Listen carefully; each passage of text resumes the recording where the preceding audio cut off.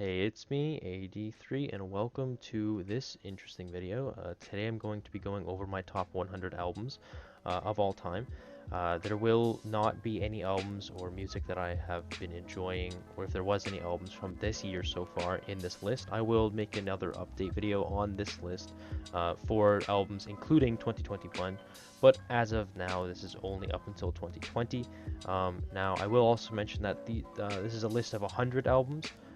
Down at the bottom here, there are some albums that aren't actually hip-hop, there are some albums that are kind of miscellaneous, but when it comes down to it, overall, this is just kind of a general idea, so that whenever you come across my channel, you can watch this video and get a better understanding of to what I like at this point, and it's also a good kind of benchmark, so in the future, if this list changes a bunch or whatever, then I can look back at it and kind of feel, I guess, nostalgic or something, be like, oh, I remember when that was an album that I enjoyed before it, got ruined by whatever. But yeah, let's get into it. So first up, we have Dark Side of the Moon by Pink Floyd. For this album in particular, I just think that it's a good album in general. It has a nice sound to it overall. It just kind of sends you into a different soundscape, which kind of leads into some of the other artists that I like, in hip hop and stuff like that. But I don't know, I just think that this album sounds good to just throw on. It's general understanding that I kind of like the psychedelic sound. When I listen to this, I feel like I'm high, even though I've never done drugs in my life. So I feel like that's something kind of interesting that music can do that. But next up, we have the Minecraft soundtrack, Volume Alpha, I believe it's called. With this album, I think, obviously I played Minecraft growing up, and I still play it here and there, but for this album in particular, I just think that it's got like a super nostalgic sounds to it. I can picture myself playing the game, but it's all again the same thing. You kind of just throw it on in the background. You can enjoy the sound of the album, and it's just a good overall album. Next up, we have Ariana Grande, and I have no clue what this album is called, I'll be honest. When it comes to this album, I only have it here to kind of represent that I do somewhat listen to Ariana Grande, and for the one song that I like the most from her is Seven Rings, which so happens to be her most popular song on Spotify of all time. But yeah, when it comes to her and her career, I kind of never really considered it, but I guess I kind of am a fan of her music from here and there. And if I had to pick an album, I guess I'd pick this one because of that one song. There are some other albums and stuff like that that I haven't really gotten into, but yeah, that's the only one from her. Now we have Appetite for Destruction from Guns N' Roses. This kind of just represents, well, actually, I'll erase some of these as well. All three of these albums kind of represent my interest in rock music from when I was a kid. When I was much younger, growing up in a white family, most of the music that people were listening to in my family listened to rock music, and so these three albums in particular, Back in Black, Black Album from Metallica, and Appetite for Destruction, were three albums that I definitely grew up around quite a lot. In particular, I do often recall AC/DC because I've been to their concert when I was younger, and the Guns N' Roses one because of just having a lot more memorable songs compared to Metallica. Obviously, Black Sandman, or Enter Sandman, sorry. But yeah, so these three albums are just kind of here in particular. Nothing specific about them. I just kind of wanted to show some rock representation, from when I was younger. Um, now, now it gets a little bit rocky. From this point on, there's nothing that's not really hip hop. There is a couple R&B albums and stuff like that. But when it comes down to it, I think that from here on in the rest of this bottom row, it's some albums that I've heard once maybe, and would like to listen to a little bit more to kind of get into them. But they're just kind of here. So Tribe Called Quest, Low End Theory. I haven't really heard this I haven't heard this very much. I've heard it like once at least, and I enjoyed it for what it was. I wasn't fully doing like an in-depth listen to it and stuff like that. It was just kind of on there. I enjoyed it. I didn't want to turn it off. There wasn't anything I really wanted to skip. But then again, I wasn't also giving it a proper listen, so it's just kind of down here. And then next up, this one's gonna kind of perplex some people, but I've got Kanye West, 808s and Heartbreaks.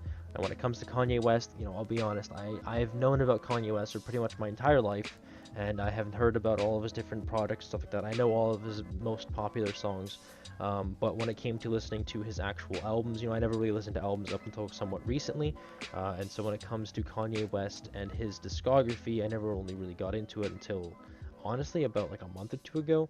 But yeah, when it comes down to it, I think that 808s and Heartbreaks was the one that I know that a lot of people found really kind of polarizing in his fan base, and I never really actually gave it a listen properly yet.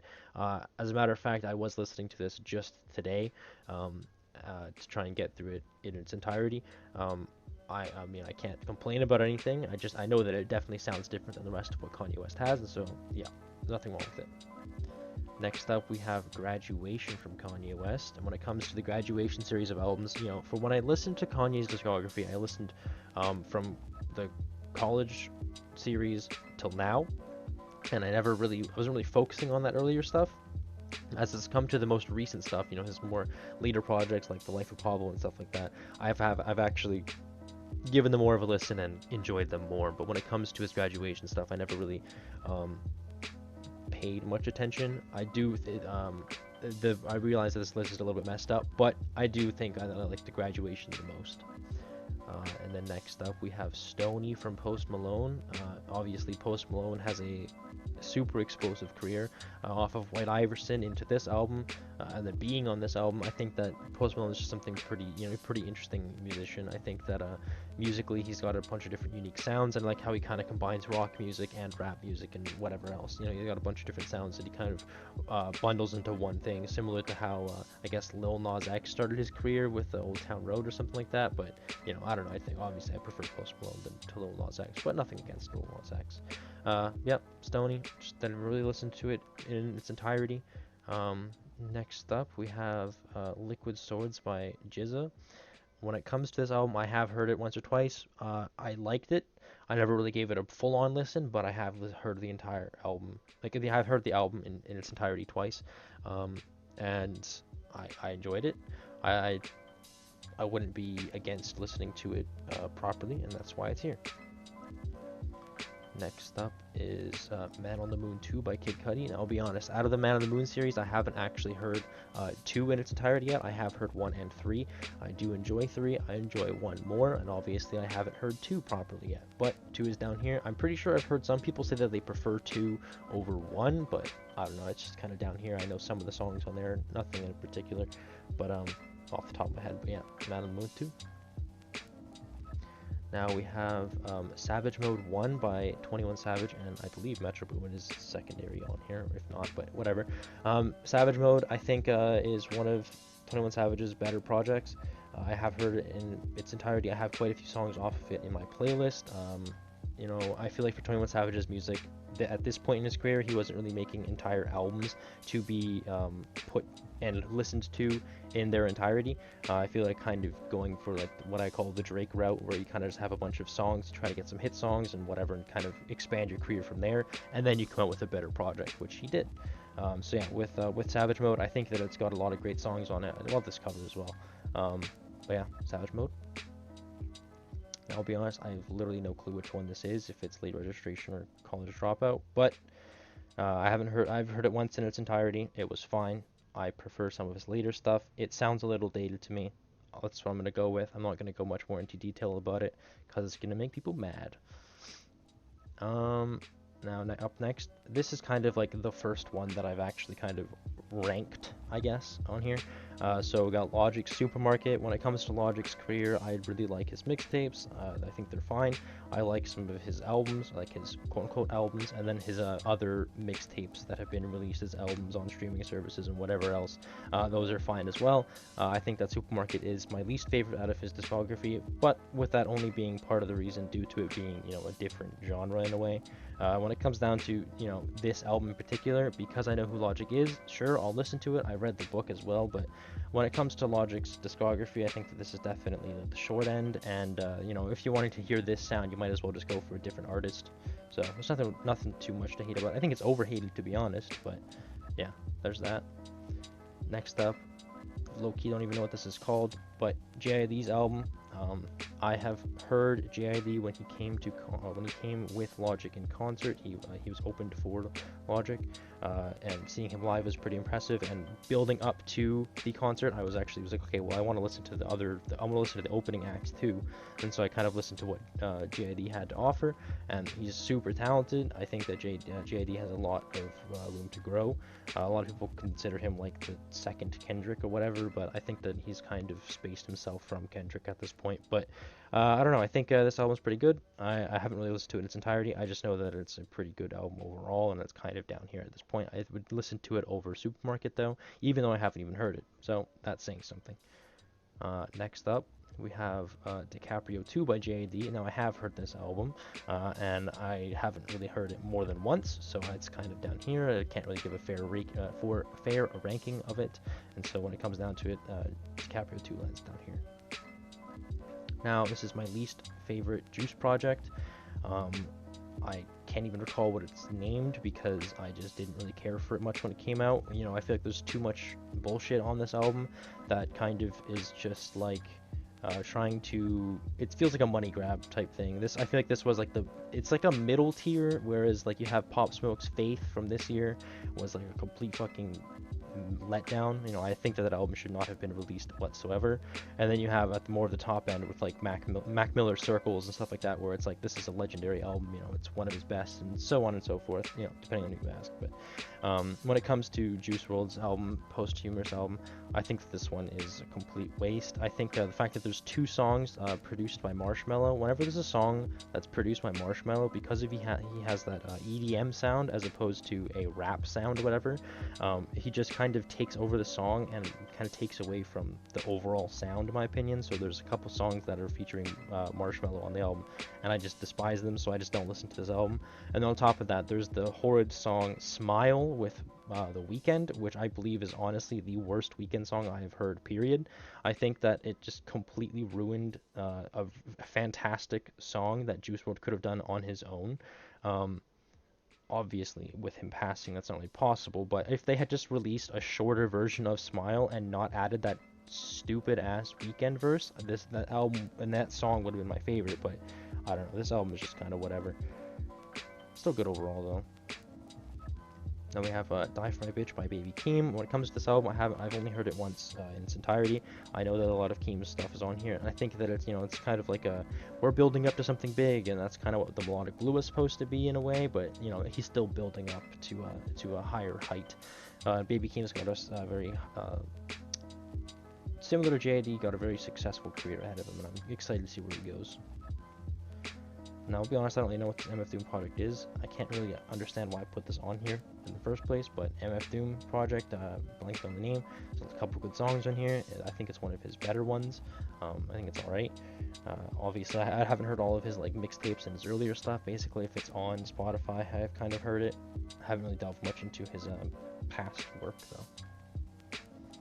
Now, it's funny because I would rank eyyD higher than some of these other albums here that I haven't even really listened to. But yeah, somehow I ended up going down the rabbit hole of unreleased Kanye projects, and I ended up hearing eyyD. This was actually like a week or 2 before Donda released, and you know, I've delved into eyyD. I thought it was pretty good. There's a couple songs in it that I really enjoyed. I think that just kind of the unfinished sound of it, knowing what the potential of that album was, is kind of impressive, and so it's a pretty good album overall. I can't complain. We got Run the Jewels 2. You know, Run the Jewels, I didn't really know much about LP or Killer Mike. When it comes down to an album like this, I think that it's just a pretty good album overall. I don't really think there's anything to complain about it. I have heard the other Run the Jewels albums, not enough to really vote them properly or rank them properly, but when it comes to Run the Jewels, I do like 2 and 4, which I believe is one of these ones up here. But yeah, 2 is not bad. I think that the hunger of their career trying to prove themselves as a group was really shown on this one, as opposed to the first one. The first one felt like a fun project. The second one was like, okay, we got something working here, and they kind of went like fully into it. That's why I like Run the Jewels too. Now we have Ugly is Beautiful by Oliver Tree. Now it's funny, this album, I went into this album as like a complete fucking joke. I wasn't trying to listen to this and actually have a good listening experience, but I ended up going into this album and really enjoyed it. There was a couple songs there, like Alien Boy and stuff like that, that I actually really enjoyed. And if you haven't heard this album, just give it a listen. It's pretty short, just like, I don't know, maybe tell me what you think in the comments or something, but this album is just random. I just kind of listened to it. I was fully expecting something like mediocre, but it's kind of mediocre, but it's not bad at all, and I was kind of surprised. Yeah, not much else to say about that one. Now, okay, Scorpion is the only Drake album that I have on this list.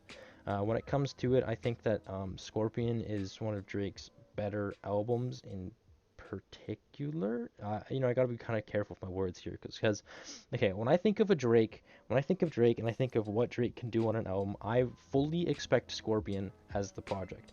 50 different songs with 5 that blow up, become radio hit songs, like God's Plan or whatever else. That is exactly what he did on Scorpion, and that's what I expect from Drake nowadays. But I haven't really listened to his previous albums, like Take Care, It Was Never the Same, and whatever else, but I understand that those albums are better, or that people would say that they're a better project, because he had that hunger. But now, because he's on the top of the fucking world when it comes to the music industry, this is all I expect.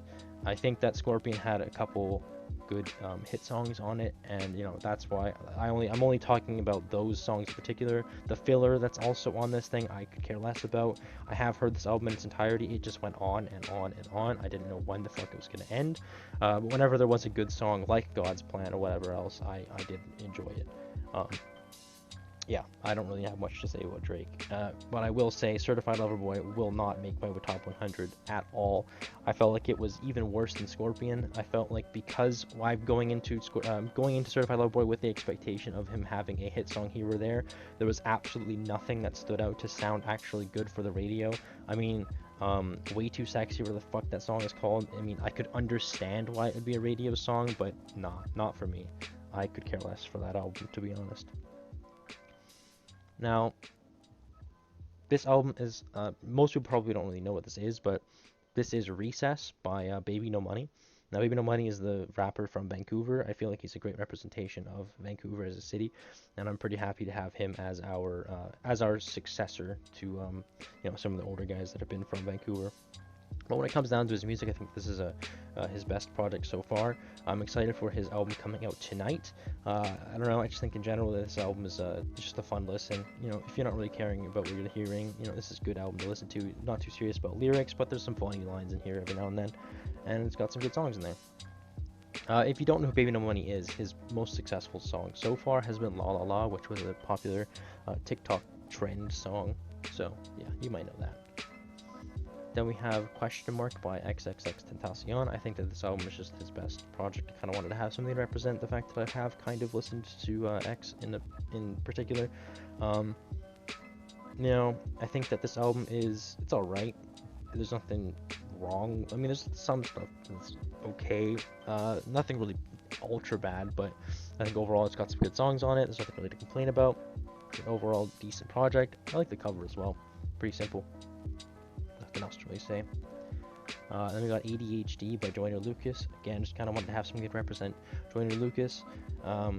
These kind of 4 were just kind of to have something to represent these artists that I've listened to them or whatever else. But yeah, Joyner Lucas, I think he's a really talented lyricist, but albums-wise, not so hot. ADHD was alright.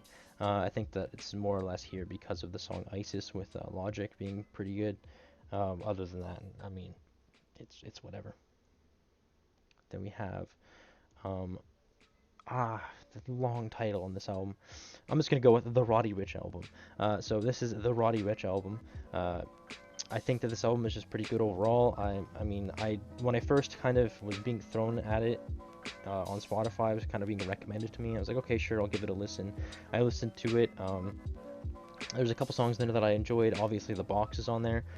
When it came to listening to Roddy Ricch, I knew that he had talent, and I was kind of curious. And I didn't really listen to it all at once, but I just kind of threw it onto my playlist and kind of listened to it as I would go on shuffle or whatever. Eventually, there'd be a couple songs that I was like, nah, I don't really care for this, and then it just kind of built up, and it was like, okay, yeah, it's not that bad. I'm curious to see where he goes. I feel like he's pretty talented for his age, and curious to see how his career success is from that album.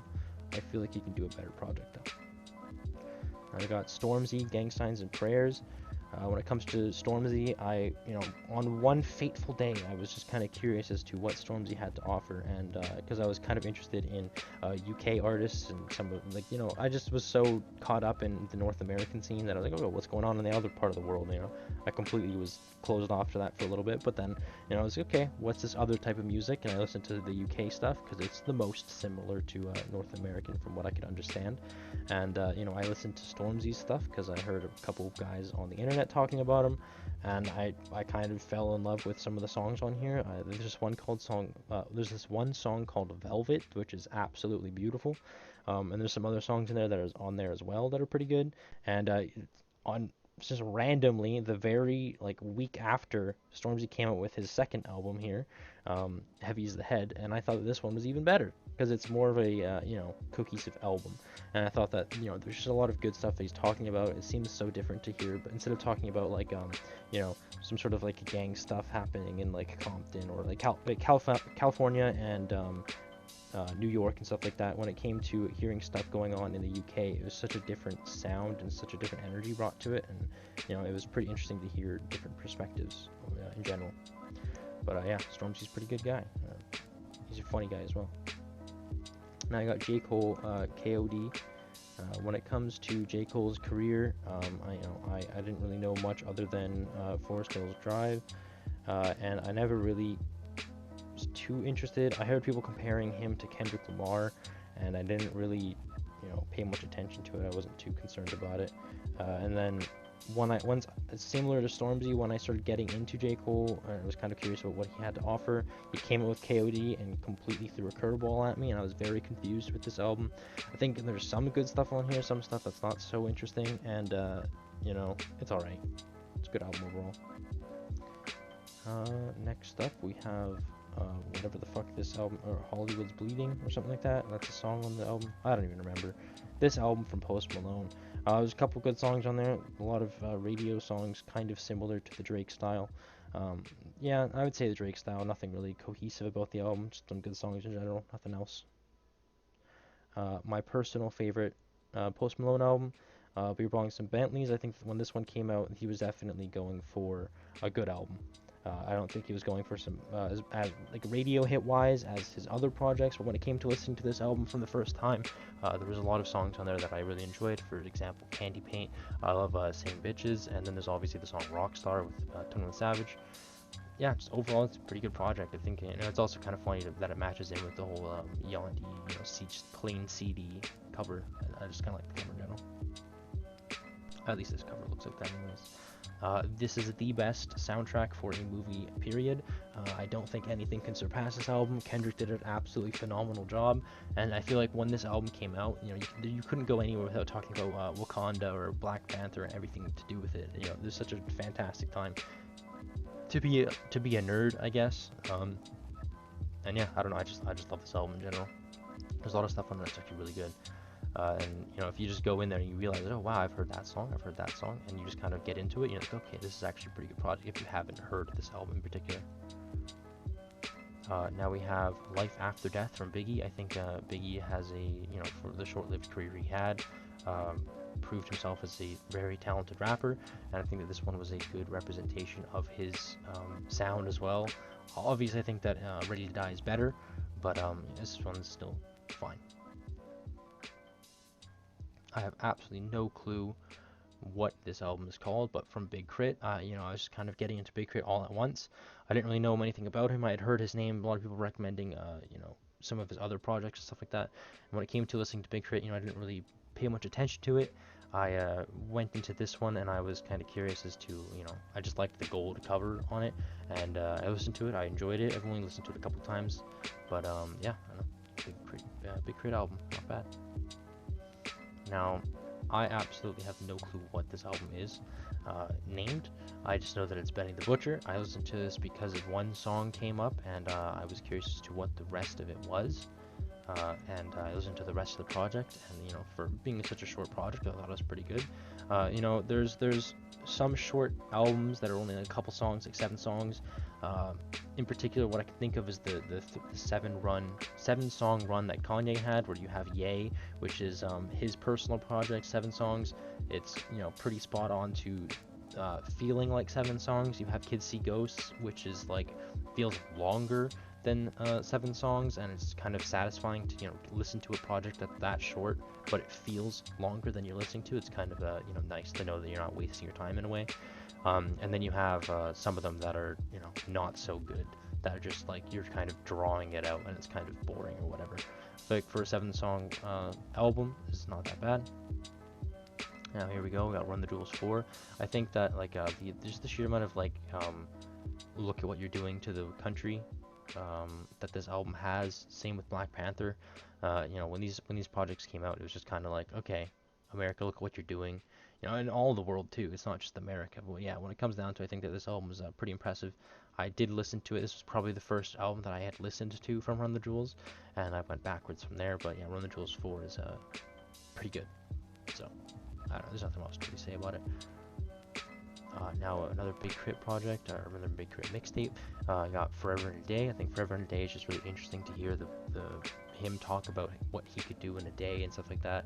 And it's just basically the representation of a day's life, a day in the life, basically, where it's like you have the beginning kind of talks about when he wakes up in the morning, what he's gonna do, midday at work and stuff like that. And it's just kind of interesting to hear, you know, from the perspective of somebody like him. You know, it's pretty good listeners overall. Now we got Unlocked by Denzel Curry, probably my least favorite Denzel project, other than like his super early stuff. Yeah, I think that Unlocked is an interesting one. It shows the creativity that Denzel has, and I think that it's a pretty good album overall. And Kenny Beats as well, for remember that. But yeah, when it comes to Unlocked, I think that it's pretty good. I don't really think there's anything in particular that I would say is wrong with it. I just wish that it was a little bit longer. And if I'm not mistaken, it was only done in like a studio session or something like that. With like after they did that the video on Kenny Beats' the Cave channel thing. But yeah, I don't know. I just think that it's a pretty crazy representation of the creativity that the two guys have, and the collaboration. You know, just the fact that they're able to work together so well. It's a pretty funny thing to listen to, and you kind of got like kind of MF Doom comic book style stuff too.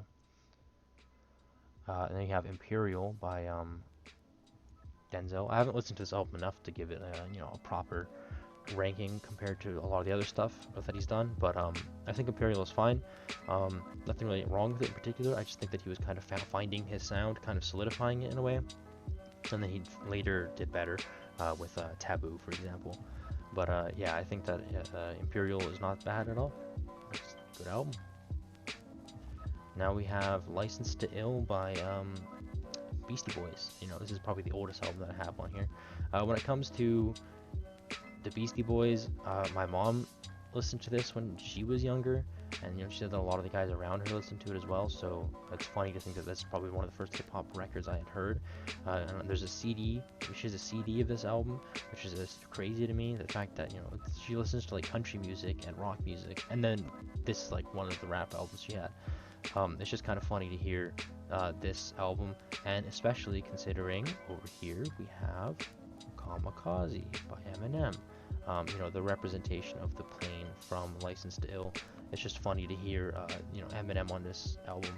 You know, this one, he just sounded angry. I didn't know what the hell he was kind of angry about. I wasn't really following his career at that point. I feel like Eminem's earlier career and his later career are where he kind of stands out. In the middle, it just kind of felt like a bunch of filler. But yeah, I think that Kamikaze was kind of the return to form in a way. When I first heard it, there was a lot of hate about it, and I didn't really understand what the hate was coming from. But yeah, I think that this album is not that bad.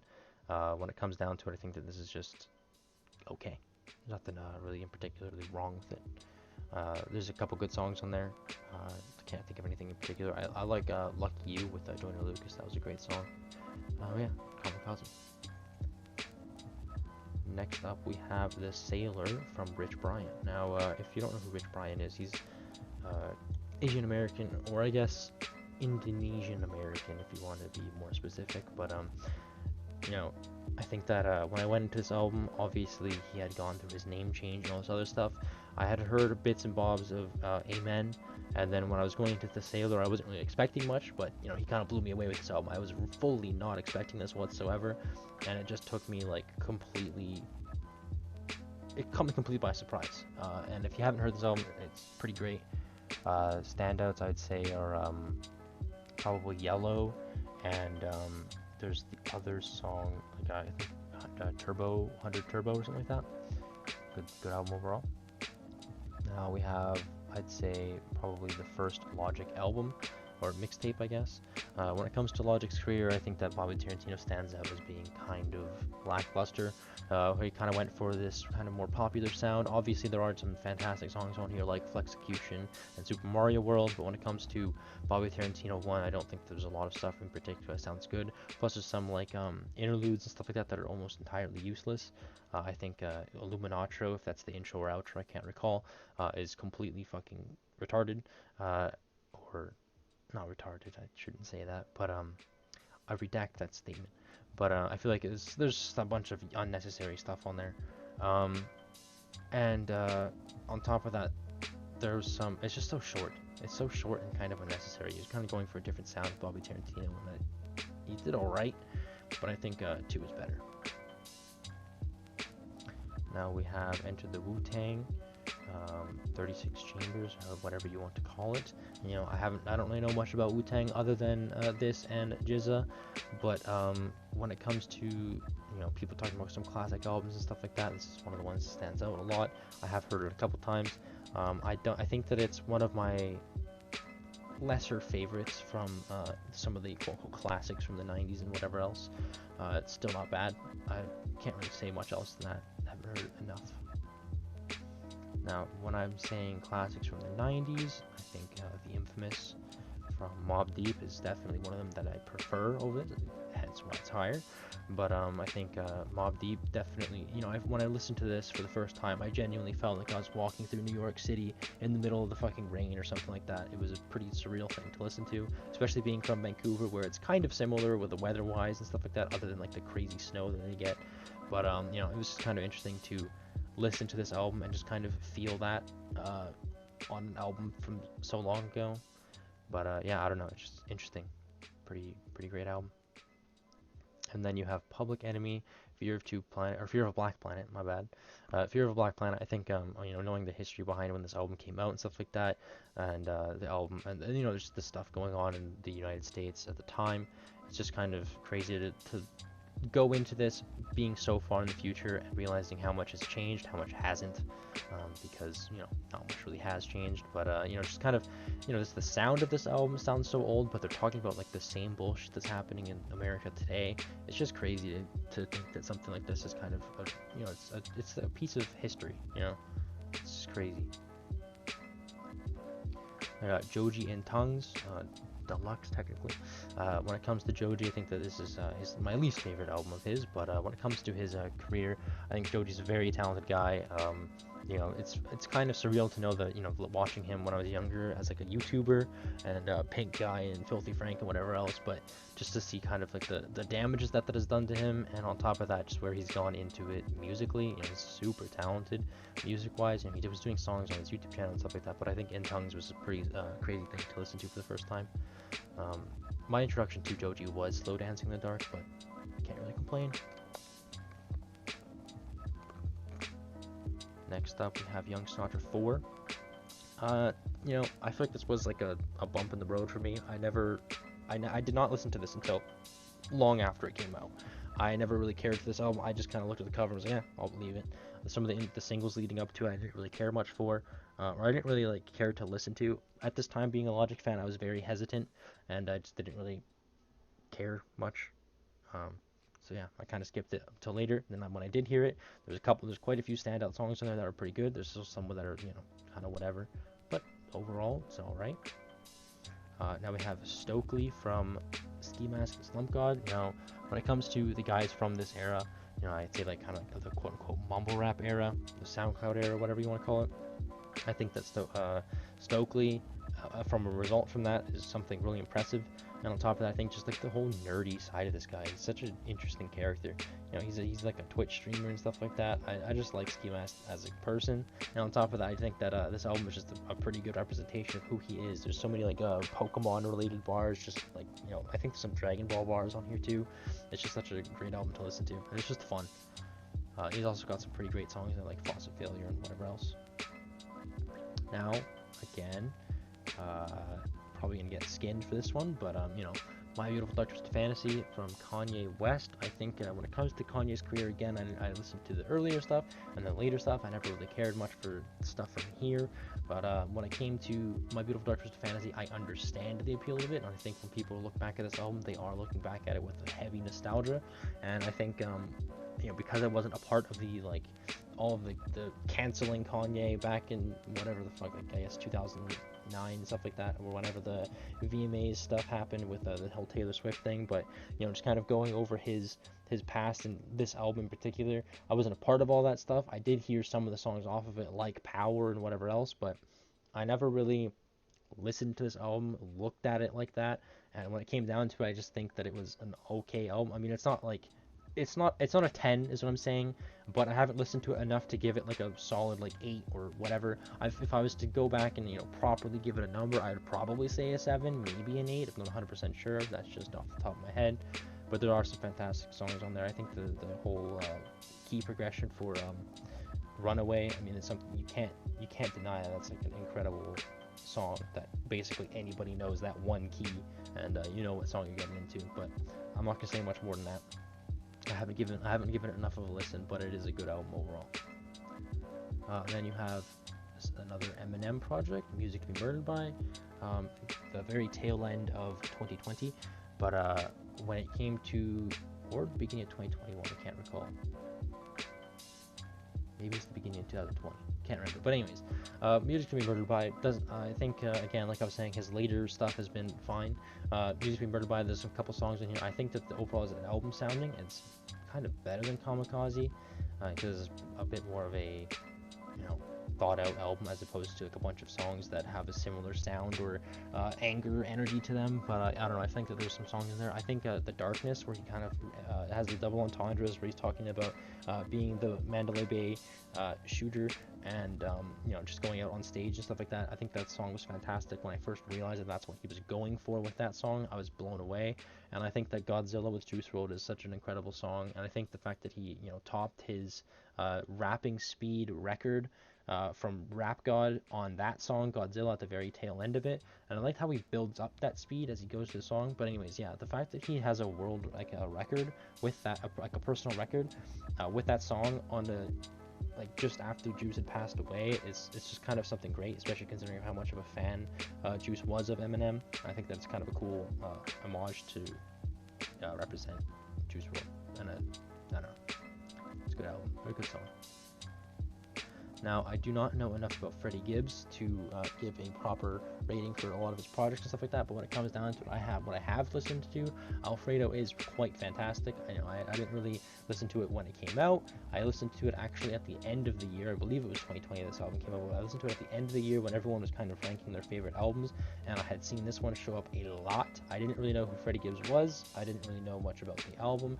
I had never heard anything about it until those reviews. I think Sean C had a vinyl on his wall. But yeah, when it came down to this album in particular, I kind of went into it with a little bit of confusion, and I was like, oh wow, this is quite good. I think The Alchemist and Freddie did a fantastic job. I think my favorite song probably would be 1985. But yeah, good album. Now, first mixtape from Logic, like actual mixtape from Logic, Undeniable. I think Undeniable is probably my second favorite mixtape. When it comes to his discography, I think Undeniable was not bad at all. I think that it was more of an album sounding project than his first one. I believe this is the second mixtape, but yeah, Undeniable, not bad. There's a couple songs that stand out. I think the sampling is a pretty good representation of who he was, or what he was going to be. Yeah, it's a good album, a good mixtape. We have Damn by Kendrick Lamar. Now, I'm going to out myself here and say I didn't really know who Kendrick was, other than the song Swimming, until this album came out.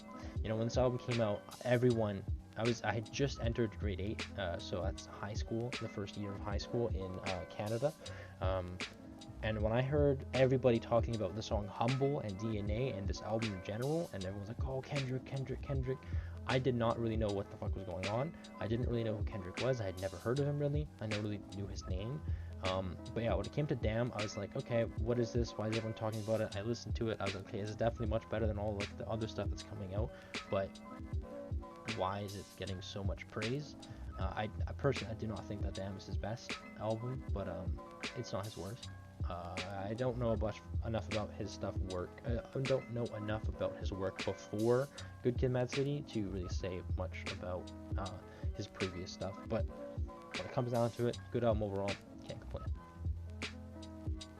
And I got to learn who a legend was. Speaking of legends, geez, MF Doom, Operation Doomsday.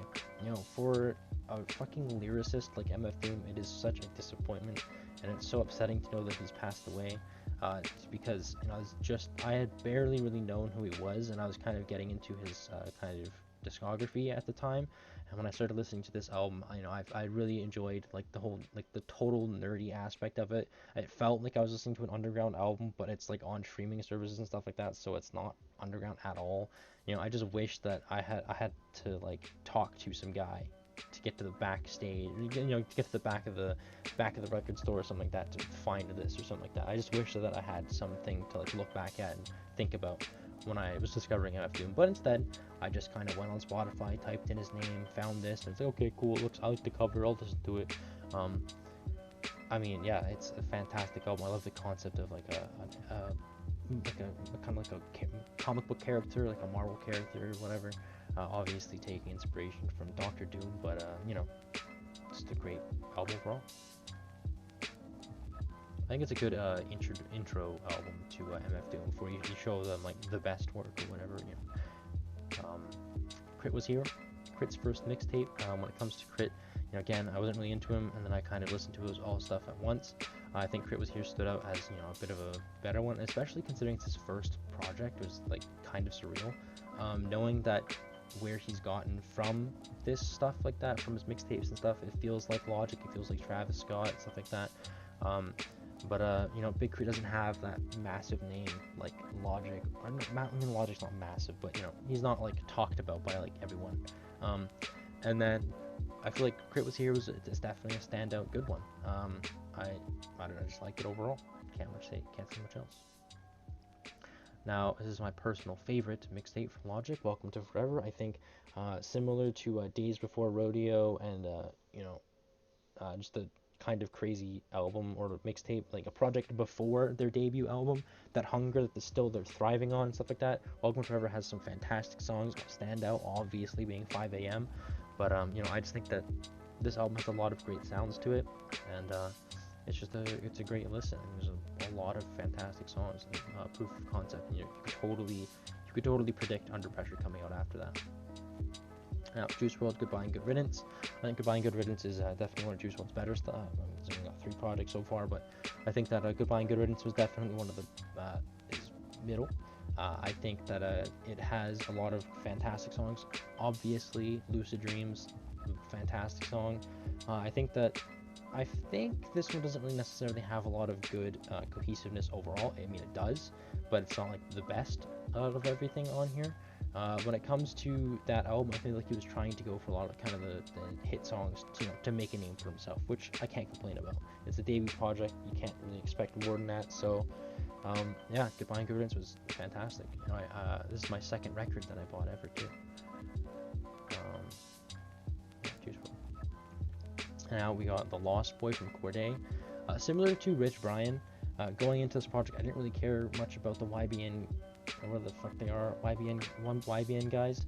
Obviously I knew who Numir was, and I kind of had heard Corday, and I went into this album kind of blindsided, and I was kind of blown away by the impressiveness of this project. There's a lot of fantastic songs, and I think the cohesiveness on this project is definitely there.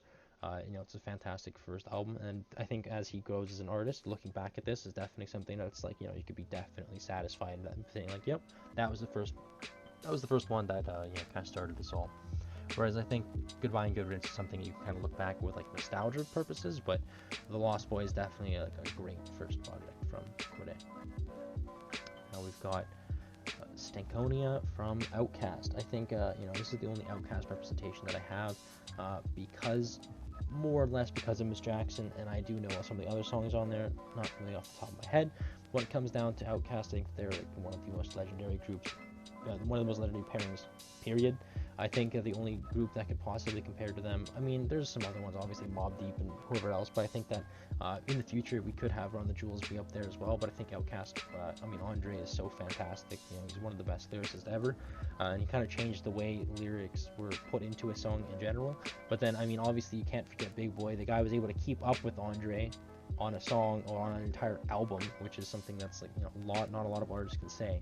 So yeah, I mean, Stankonia is probably my favorite Outkast project. It feels the most complete. I mean, obviously AT Aliens is not bad as well, but I think Stankonia is probably my favorite.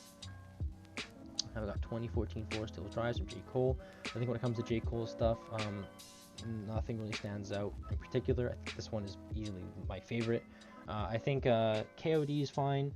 I think For Your Eyes Only is fine. I haven't really listened to For Your Eyes Only in its entirety yet, and I think Cold World has some good stuff on it as well, but I haven't really given it a proper listen yet. But yeah, 2014 Forest Hills Drive. It has probably my favorite song of all time, No Role Models. I think that song just represents me as a person and my life, you know, so well. You know, it's such a surreal song to listen to, and when I first kind of clicked with me what the song was about, I kind of cried when I first heard that, because I was like, holy shit, this guy's talking about my life, and it was kind of crazy. And you know, I don't think that, you know, J. Cole has necessarily the greatest lyrics, but you know, when he's talking about something real and it does kind of hit home. It does kind of, you know, because of it being so simplistic and it's not like over the top lyrically, you know, it kind of makes it, trying to sends the point home a little stronger, similar to the way kind of Tupac would rap in a way, where he's not necessarily the best lyricist or whatever, but people kind of refer to him more of as a poet or something like that. But yeah, I think J. Cole is definitely a talented guy, and that this album is probably my favorite. Now, I gotta be honest, this should not be higher than a lot of the other stuff here, but Confessions of a Dangerous Mind, I think this album is overhated. Probably one of my favorite Logic songs, period. Lost in Translation at the tail end of this album is such a beautiful song, but I think Confessions of a Dangerous Mind gets a lot of hate, unnecessary hate. I think if you just kind of look at this album as a Drake project type thing, where you're kind of just going for some like popular sounds or whatever, it's fine. There's nothing to complain about it. I do understand how I think there's a couple reviewers or whoever who've talked about this album saying, oh, he's just saying the same stuff over and over and over again. There's a lot of repetition, and he doesn't usually have choruses in his songs, and these ones, I'm pretty sure that like 90% of them do. So, but the songs that don't have choruses, they're great. Some of the songs that do have choruses, they're fine. And people hate on some songs that aren't even that bad. I think that people talk about Icy a lot, but I think that Icy's not that bad. I mean, there's some other songs on there that I won't really mention, but yeah, overall, overhated for sure. Now, Man on the Moon 1.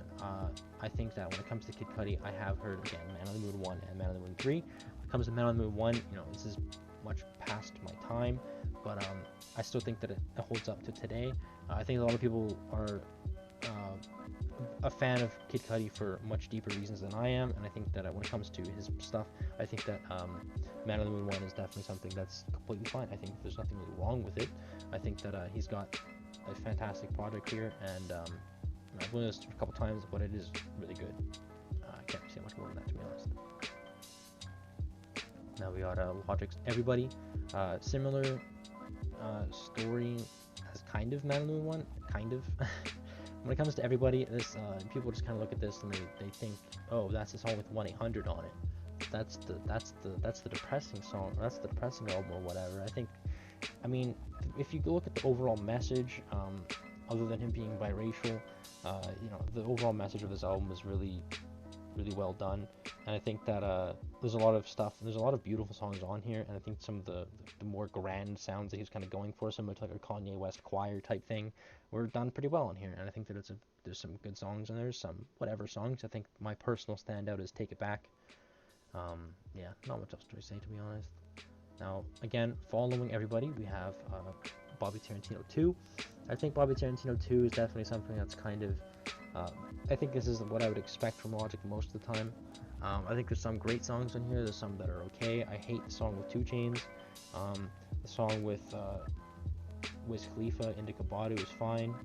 There's some stuff on here that's also better. I love 44 More. I actually prefer 44 More over 44 Bars. I think that's not a hot take, but when when it comes down to it, I think Bobby Tarantino 2 is just the better Bobby Tarantino of all three of them.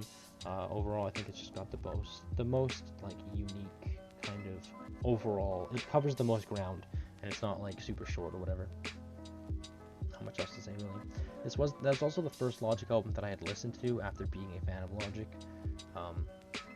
Probably from, because I knew who Logic was. I never really listened to mixtapes and stuff like that, so I had found out again about Logic with, I knew about like 5 a.m. and stuff like that before he had come out with, or before everybody was, I guess. Then I had seen him hanging out with some different YouTubers and whatever, and that's when I kind of recognized him more here and there, and then it came to everybody, and I had seen the 1-800 video trending, and I went from there to his entire discography. Who is also my introduction to most hip-hop music in general, so that's why I kind of appreciate Logic quite a bit, and he's not really afraid to be a nerd or whatever. Now, I don't really know if this is like a random album to have on here, but I don't see a lot of people talk about this project.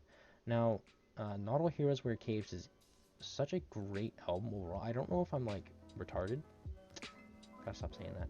I don't know if I'm just stupid when I look at this album, but I think when I listen to this, there's so many hit songs back to back to back, and I feel like this is kind of like the soundtrack thing that I'm talking about with when it comes to like Black Panther.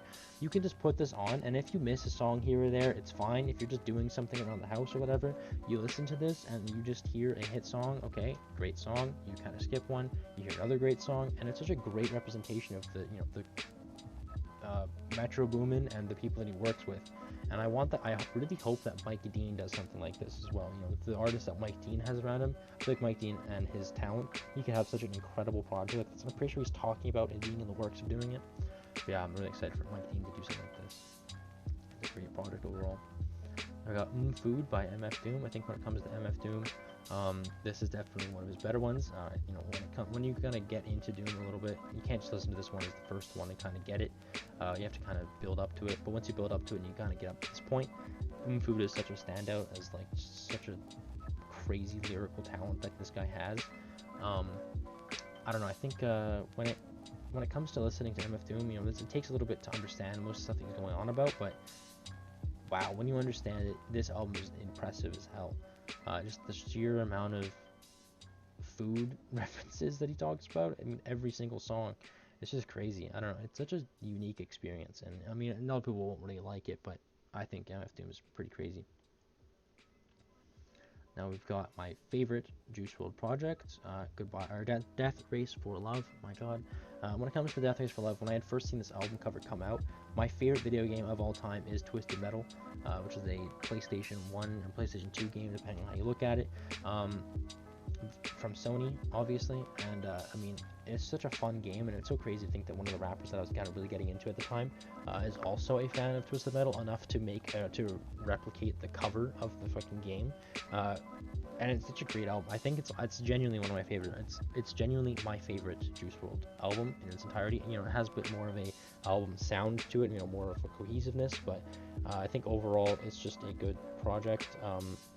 There's some good songs in it. I remember when it first came out, I was talking with a friend who's also a fan of Juice WRLD, and we were both just kind of talking about which songs were favorites, and a lot of people that I had talked to about this album were just picking different songs. I think that just kind of shows exactly why this album is good, because you would talk to some different people, you could have different representation of what the best song is. It's not just one standout song, which I also enjoy. Now we've got Swimming from Mac Miller. When it comes to Mac Miller's career, I'd be honest, I didn't really know much about Mac. I mean, I knew his name mostly because of him being with Ariana Grande. When it came to Swimming coming out, I'd kind of heard about it. I didn't really pay attention to it. I wasn't really into music like that at the time. At the time, I was probably listening to more EDM music, but when it came to listening to Swimming, it was good. I thought it was fine. I didn't start with this. I had started with Circles, but listening to Swimming was definitely a great album. I think that it was I think he was still kind of solidifying his sound, his new sound at this point. Obviously, I'd come up with the Divine Feminine, but I think that Swimming was kind of, this more, I'd say like 95% there, and Circles, he was like 100% there. But yeah, when it came to Swimming, it's fine overall. I know some people think that Swimming is better than Circles, some people think Circles is better than Swimming, but Swimming and Circles is a great combination project. I think if you combine the both of them, it's great overall. And I'm pretty sure there was talks about him coming with a third one in the series. But yeah, I don't know. I think Swimming in Circles is great. Now we've got Kids See Ghosts from Kids See Ghosts, or Kid Cudi and Kanye West. I think this album is great. Again, like I was saying, 7-song album. When it comes to a short project like this, and you're able to listen to it and you're able to get more out of it than just the 7 songs, it feels like you get more out of it. I mean, that's a great representation of a good album. Why do these keep popping up? But yeah, when it came down to it, I think when I first listened to this, I didn't really know who it really was. You know, I wasn't really big of a Kid Cudi fan. I wasn't really big of a Kanye West fan. And I had seen the Anthony Fantano review of it, giving it a 10, and that's kind of where I went to it from there, because obviously on their pages individually it doesn't show up. You have to actually go to the Kids See Ghost separate Spotify account, and so I didn't really know this existed, and when I did find out about it, I was like, oh, this is pretty good, and I was thoroughly impressed. I do think the cover's a little bit weird, but it's fine. Alright, moving on to almost the top. Let's see, first one, we've got Case Study from Daniel Caesar. I think when it comes to Daniel Caesar's work, I don't really know enough about some of his other work than this, but when it comes to this album in particular, I didn't really know much about him. I just listened to it because I heard I had one of my friends talking about it, and I just kind of listened to one of the songs. I was like, wow, that's a really good song. I threw the entire album into my playlist. I listened to it over time, similar to some of the other stuff like Roddy Ricch. But when I listened to this, I kind of built up to it, and it's a great album overall. I think it's easily my favorite. I've looked back at some of his other stuff.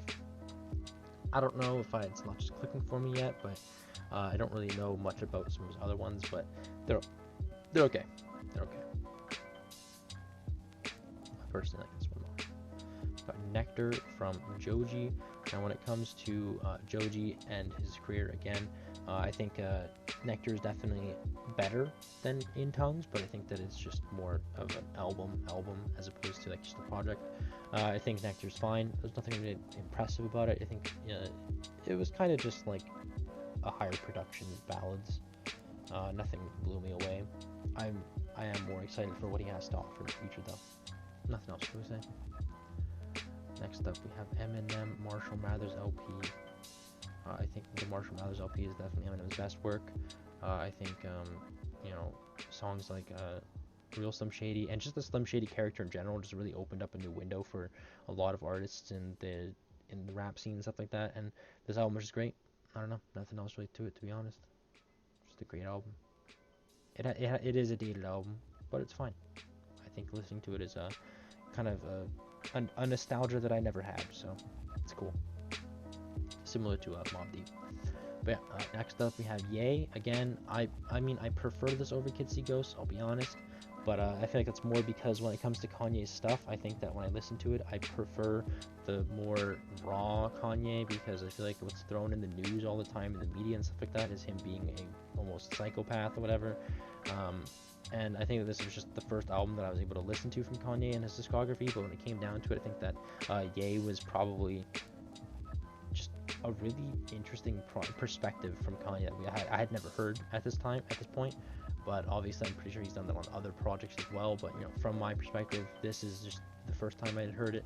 I think that it's a good album, just for how short it is. I think of the last song as well, where he's talking about, having a daughter now and not looking at women differently, as opposed to what he would have before. I mean, I know that Jay-Z has done that already at this point, but I think it's just kind of interesting to hear the different rappers as they talk about it. I think Nas is talking about it on some of his projects as well, but I don't know. It's just interesting to hear. Next up, we have Detroit 2 from Big Sean.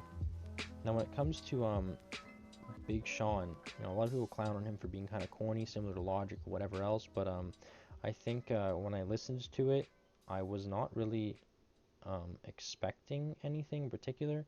I had seen a bunch of the precursor stuff for it, kind of like the advertising for it, and it seemed like he was really having a good time making it. And when I listened to it, you can definitely tell he was having a good time making it. He's talking about his city. I think this is probably a really good representation of Detroit in general.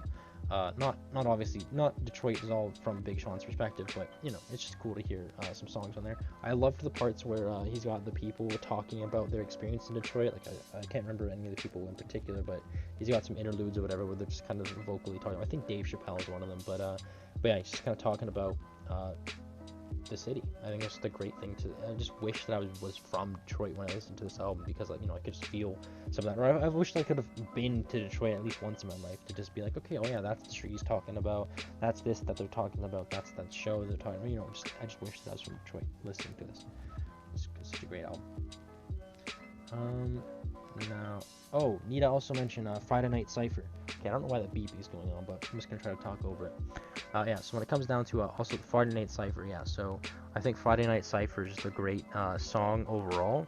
You know, just the fact that he's got a bunch of this Detroit talent on there, and then Eminem comes in at the tail end. I think it's just a great closure to that song. I mean, it's kind of long, but still fun overall. And I got Birds of the Trap Sing McKnight from Travis Scott.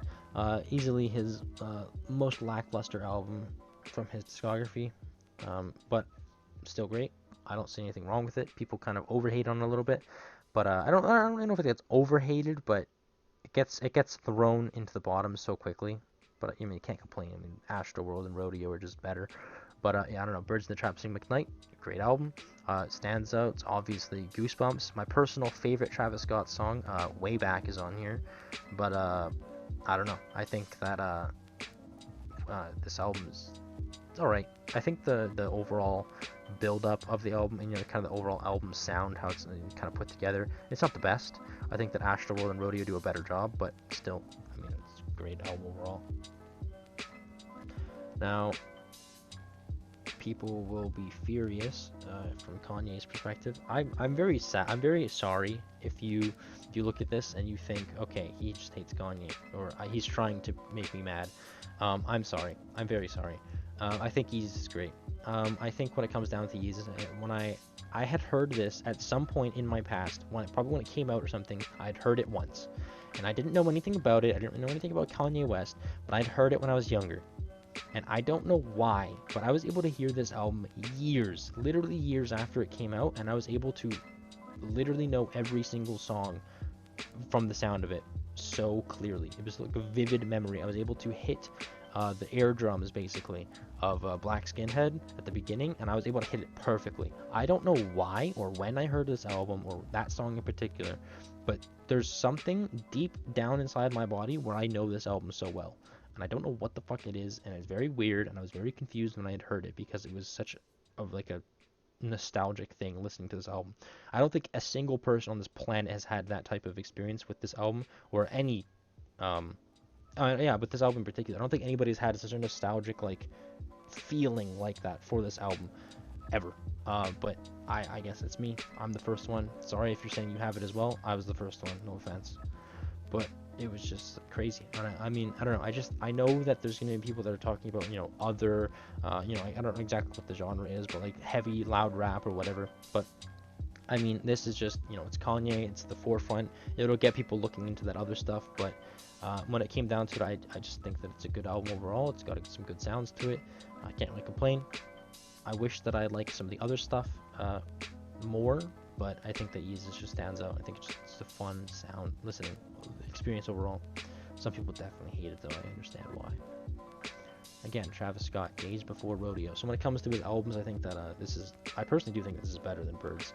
But Days Before Rodeo is such a surreal experience to know that he called his mixtape before his debut album literally Days Before Rodeo.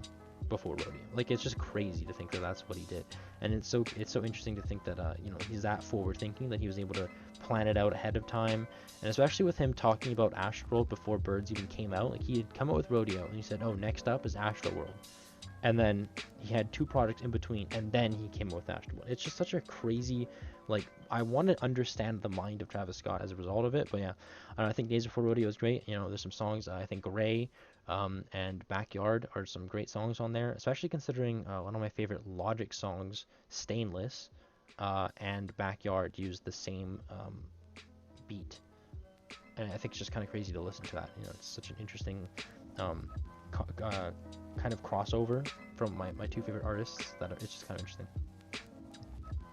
Speaking of 2 favorite artists, you got Logic here, Under Pressure. I think Under Pressure is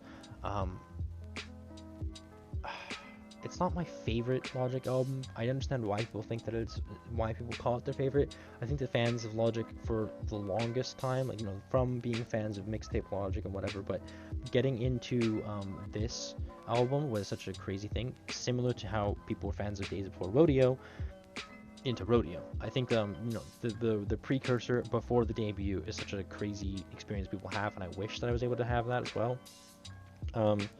And at the same time, I want to say this as well. I feel bad for the Big Crit fans that had to go through all those fantastic mixtapes to go into those Def Jam projects. But you know, he redeemed himself afterwards, if you know what I'm talking about in particular. But yeah, I know. I think Under Pressure definitely has a lot of fantastic songs. This is by any means a bad album at all. It's just not my favorite album from Logic. It falls a little bit short down here. I think obviously gang-related, Soul Food, Metropolis. My personal favorite on that album is Nicki. If you haven't heard that song or that album, I definitely recommend it. Now, 21 Savage, I Am Better Than I Was. I think when it comes to 21 Savage's career, this guy has shown probably the most immense growth from his era, or from like his grouping in, I guess, 2016. I'm specifically thinking the Double XL cover, 2016, where he starred on, but I think 21 Savage is definitely an interesting artist. I think it's taken him a little bit to get to his growth, but once he's got onto that train, he just took it and flew with it. I don't know, I mean trains don't fly, but you know what I mean. I think listening to I Am Better Than I Was is definitely a great project overall. When listening to this, I was not really sure what to expect from him. I had heard a lot, and I kind of went into the album from there, and I was fully surprised. I was like, holy crap, he actually put together a full-on album. I didn't know 21 is able to do this, and it's a great album. I already have it on record. I just think that it's a fantastic album from 21, and I'm very excited to see where he goes from there. Now, Tupac, All Eyes on Me. I think when it comes to legendary rappers, obviously people always mention Tupac and Biggie. I will say, personally, I prefer Biggie, but when it comes down to it, I haven't really listened to enough Tupac to fully grasp it. But you know, this album, it is quintessential West Coast hip hop. I mean, you cannot argue that. I honestly don't think you can argue that. When you think of West Coast, I mean, the dude's already got his fucking a W on his hands. He's literally representing West Coast to the fullest, and it's insane to think that Tupac was as big as he was with such a short career or whatever. You know? But listening to this album is such a crazy nostalgic experience, whatever. You know, it feels like I'm in the 90s, but I wasn't even born in the 90s, so I can't say that.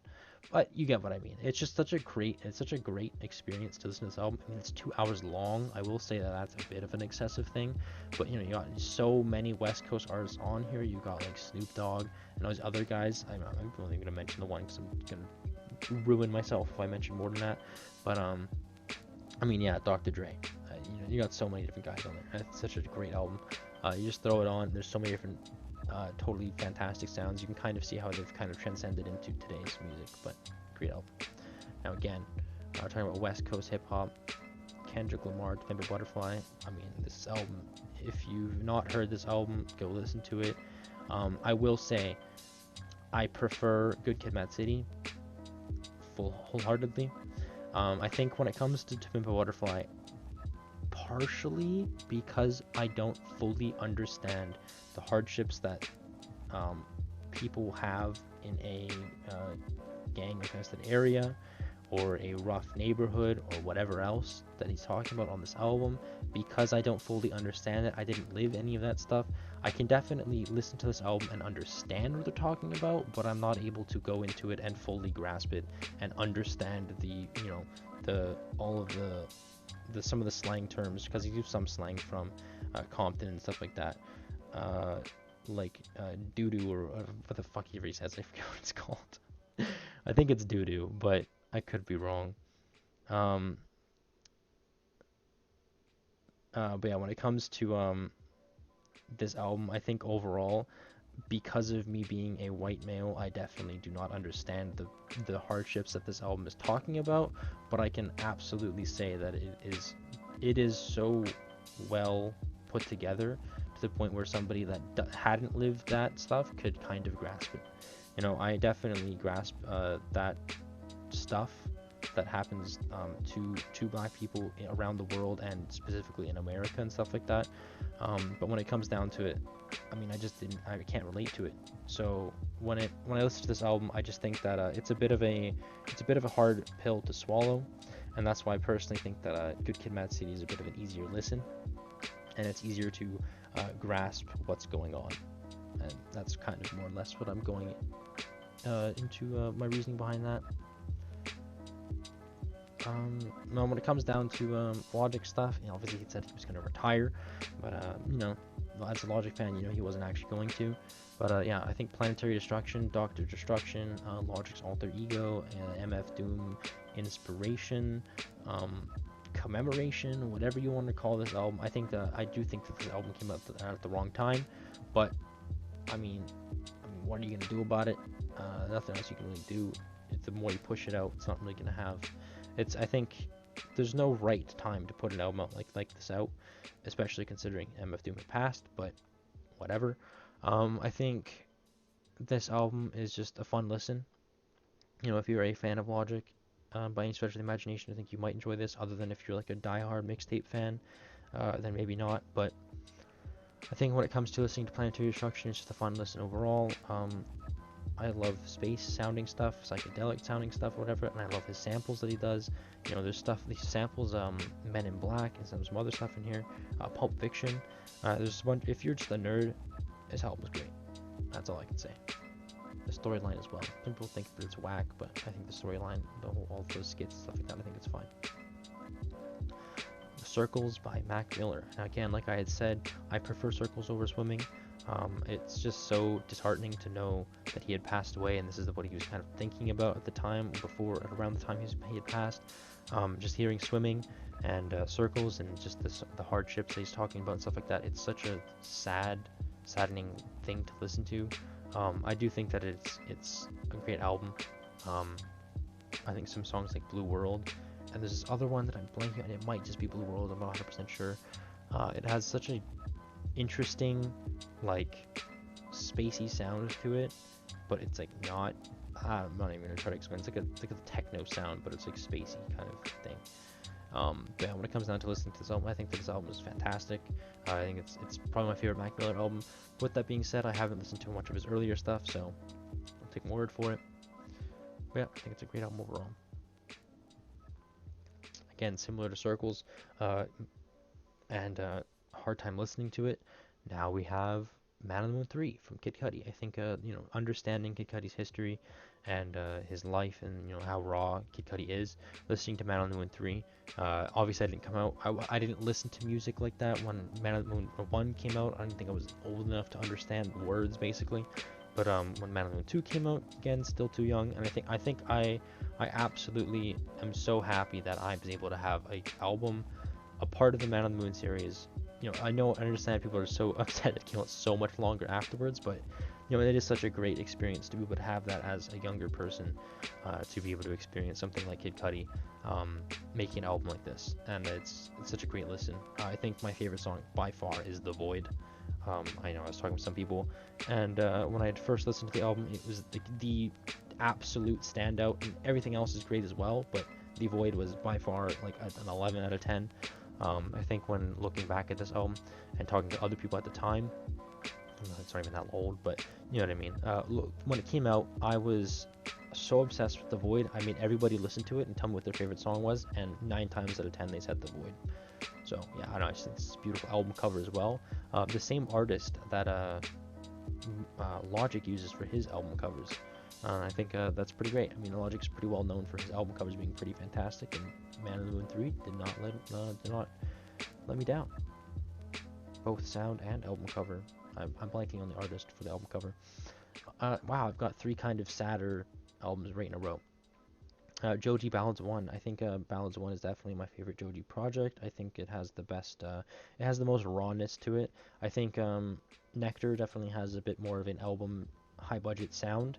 I think Joji on Ballads 1 just sounds so raw, and when it comes to more of a sadder sound, the rawness in the song is so important in a way, and I think Ballads 1 just represents it the best. I can't really say much else. Slow Dancing in the Dark, probably my favorite Jody song is Can't Get Over You. I think the upbeat sound of it, but like the kind of sad lyrics is such a nice contrast. I don't know. Ballads one. Now, Travis Scott Rodeo, technically deluxe, but when you look at Travis Scott's career and you kind of look back and you think that, wow, this all came from Days Before Rodeo, I guess, or I guess Owl's Pharaoh, depending on how you look at it. Days Before Rodeo, into Rodeo, I mean, he's got so many fantastic projects, and I think when it comes to Travis Scott, I did not like him when I first heard him. I think the first time I heard him was probably Goosebumps, but I think when looking at his discography, most of it is such a similar sound, and it's such, you could tell that he's kind of solidified that sound as his in a way. And obviously there's other artists who do something similar, but more or less it's the Travis Scott sound. And I think at least like the auto-tune part of it. But when it comes down to Travis Scott's stuff, I think that Rodeo is definitely an interesting standout. I think that's it's such a great debut. I'd say it's on par with Under Pressure, but I have Under Pressure a little bit lower. Um, I don't know. In this section of albums here, it gets so dicey where I'm like, okay, these both could flip flop depending on the day I listen to them. You know, if I'm feeling more turn up stuff, Yeezus could be higher. If I'm feeling more, just kind of chill, relaxed, just I guess more just core hip hop is what I would call it. You got To Pimp a Butterfly and All Eyes on Me.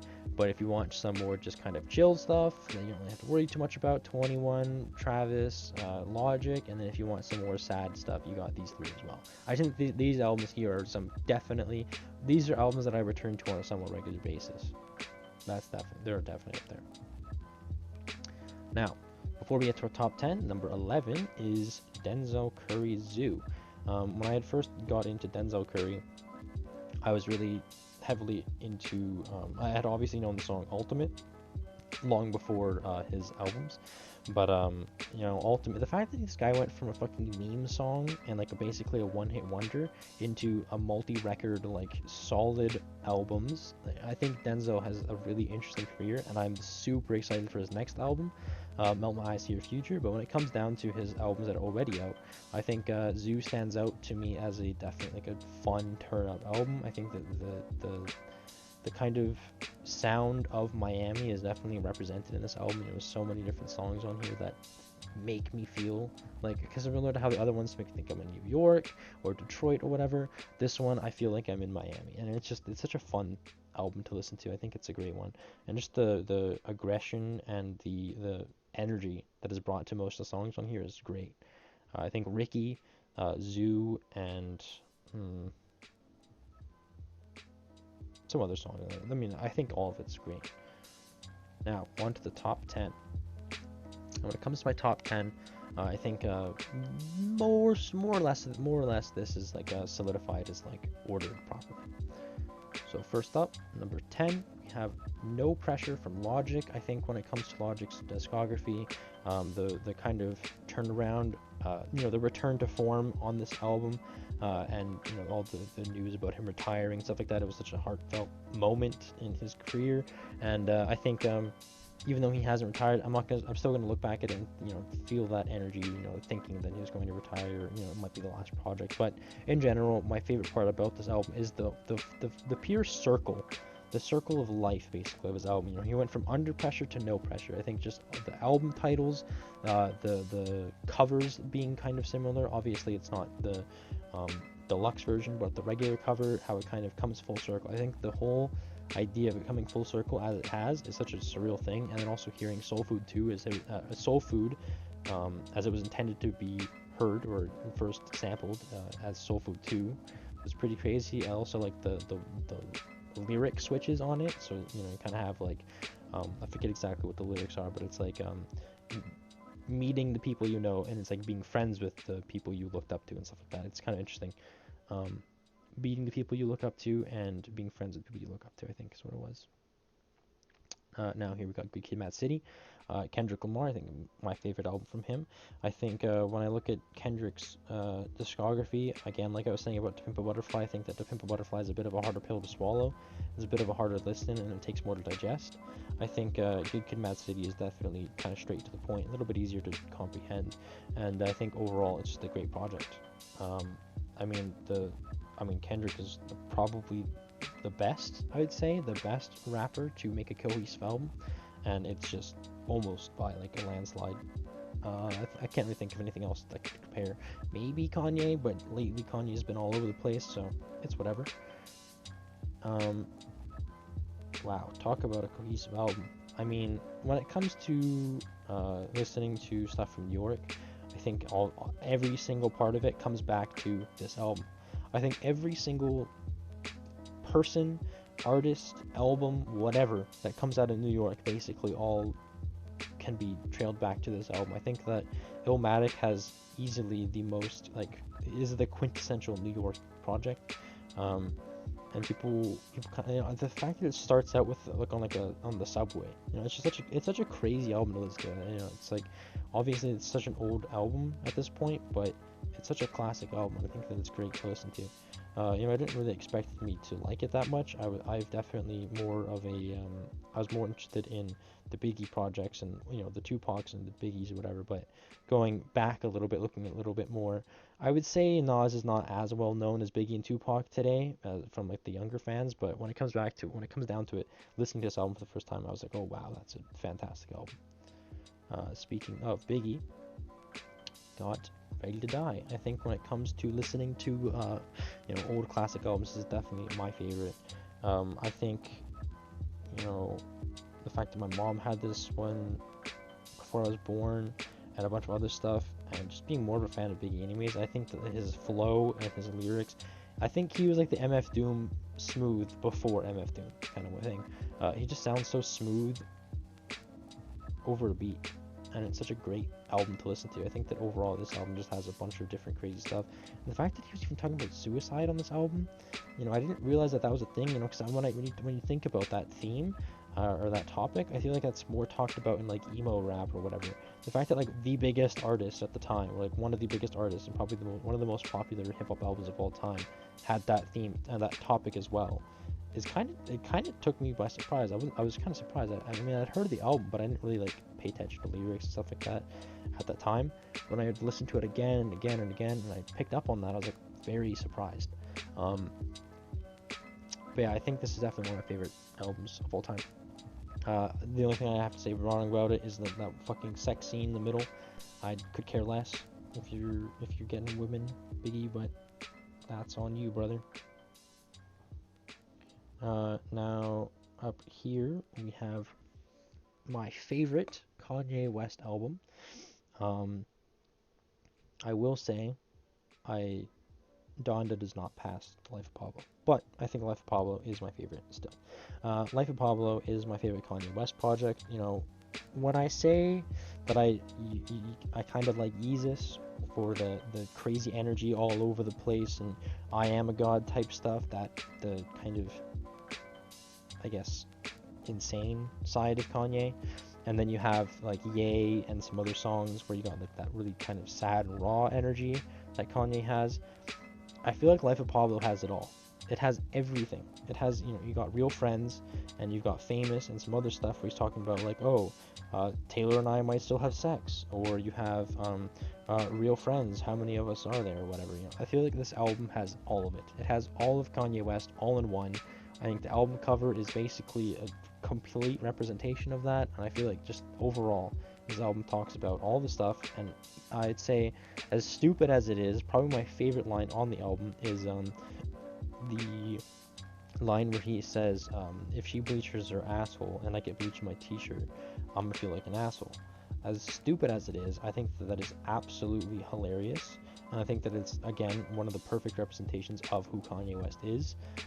He's so all about himself and stuff like that, and he just was worried that he's gonna feel like an asshole. And then on top of that, I also like the bar that Chance the Rapper talks about or drops on Ultralight Beam, where he says that he got signed, or he's friends with he knows Kanye West or whatever. He's never gonna fail, and everybody knows the big day. But yeah, I don't know. I just think this is the best representation of Kanye, my favorite Kanye album overall, and I'm not ashamed to say that. I know that some people also say that it's their favorite, so there you go. Now we have got Mad Villainy. This is my favorite MF Doom project, obviously, but this is MF Doom and Madlib. When it comes down to an artist like MF Doom and just the crazy amount of smoothness, it's just a fantastic album. When I first listened to it, I had heard people talking about MF Doom. This was the first album I listened to from MF Doom. People always talk about, oh, MF Doom, he's so smooth, he's this, he's that, and so many people talking about, oh, it's like, I've seen this video, I forget who it is, but I'll probably leave it down below in the description, but the video, Your Favorite Rapper's Favorite Rapper, where it basically talks about how every single one of the most popular rappers right now will say that MF Doom is one of their favorite rappers. So I think it's just crazy to say that to think that that's the power that MF Doom had from such like a quiet side of rap scene. And I'm kind of glad that he's getting more recognized, but at the same time, part of his legacy is being kind of unknown, and I don't like that people are digging to find out more about him, his personal life. But I don't know. I think Metal Face, and MF Doom is still alive. It's just that him as a person is not. So it's a little bit sad, but when it comes to Mad Villainy, I think that it's a great project overall. It's a absolutely fun listen. Now we've got Taboo, my favorite Denzel project. When it comes to Denzel, the pure dark energy and just raw energy and just some of the topics he talks about, as a lot of people probably complain about this, I find that this album is kind of similar to Pimp a Butterfly. It's just that it's more of like a higher energy and it's not as well put together as that. But I think that Taboo is definitely the best representation of Denzel that we've had so far. And if Melt My Eyes See Your Future is anything like it, which I'm pretty sure it might be, although I won't get my hopes up, we have another great album on our hands. Another great album on our hands. But yeah, when it comes to Taboo, I think that it's just a great album overall. It's a fun listen. There's a lot of different high energy songs like Black Balloons and Super Sane, Zumo, a bunch of stuff on there. It's a great album to listen to. I think I need to listen to it more, to be honest. It's just a great energy, and I just love the kind of mysterious part of this cover and the kind of mime clown thing that he was going with at the time. Now, number 3, we have Big Crit, Forever is a Mighty Long Time. Yeah, I didn't really know much about Big Crit until very recently, like within the month.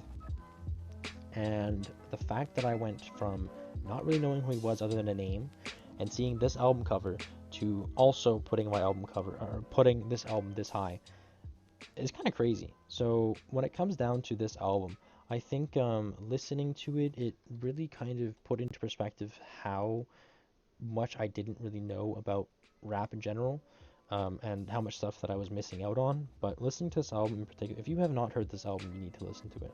It is kind of long, but it's fine. So it's a double LP, which I didn't really know what that meant. It's like a double album, and it has the first half where he's talking about himself as a rapper, under the alias Big Crit. So the first song is literally titled Big Crit, and he has a bunch of kind of turn-up songs with some features and stuff like that. And if I'm not mistaken, he produced most of this album himself, and he got some help with it from other people and stuff like that. But overall, there's a lot of different energy, like a high energy from the first half. And on the second half of the song, the second LP, the first song is called Justin Scott, which is his actual legal name. So the second half of the album is talking, more introspectively about himself and his personal life.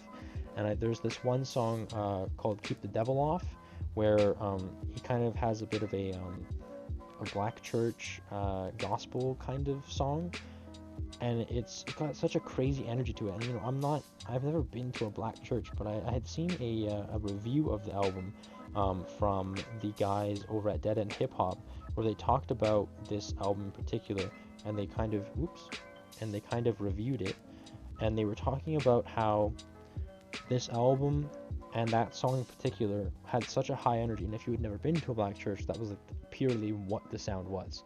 And I was like, oh, it's kind of interesting, you know, I have an experience that I've never experienced in real life, but I'm hearing it through music, and I think it's just kind of interesting. But yeah, there's also another song where he says something along the lines of, in my music I talk about this, but in another song I'll talk about the contradictory to that. And so he's so contradicting in his music, and he's like, okay, but what's really real? Do I believe that? Do I just change? What's going on? And he just gets pretty introspective on the second half. So I think it's just a great album to listen to. It's kind of long, but overall it works together as in its entirety. But if you listen to the first half and then the second half, it's you know, you could listen to the, for example, on vinyl. If you would have this record on vinyl, the first record is the first entire half of the first record, obviously. You know, it's got the first half where you got kind of the turn up stuff, and then you also have the second half where you can also put that on instead, and you have the second half of the album being, you know, more the introspective himself type of stuff. I think it's just a really cool concept to have, you know, your character or like your rapper persona and then your personal self. I think that was a really unique idea that I never really kind of heard of, and I think that was a fantastic album overall. Now, second album of all time is Travis Scott's Astroworld. When it comes to Travis Scott, if you guys know who the fans, if you've noticed some of the albums that I'm missing, then you might know what number one is. But when it comes to Travis Scott in particular, I think you know, if you look at the top albums that I have here, I think that album progression and putting together and stuff like that, and the story behind it is definitely what I enjoy the most.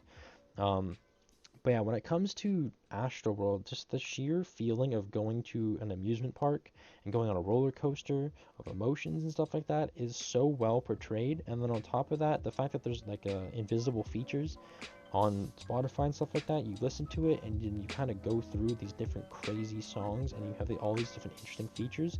And I'll be honest, I didn't hear Astroworld until Sicko Mode was already kind of getting popular. And I wish that I was a fan of Travis Scott then, but it took me a little bit to build up to building a tolerance to the auto-tune and the kind of lack of lyrics or whatever. But when I ended up getting it, when it clicked for me and I was able to understand it, I ended up loving every single song that Travis Scott has ever put out.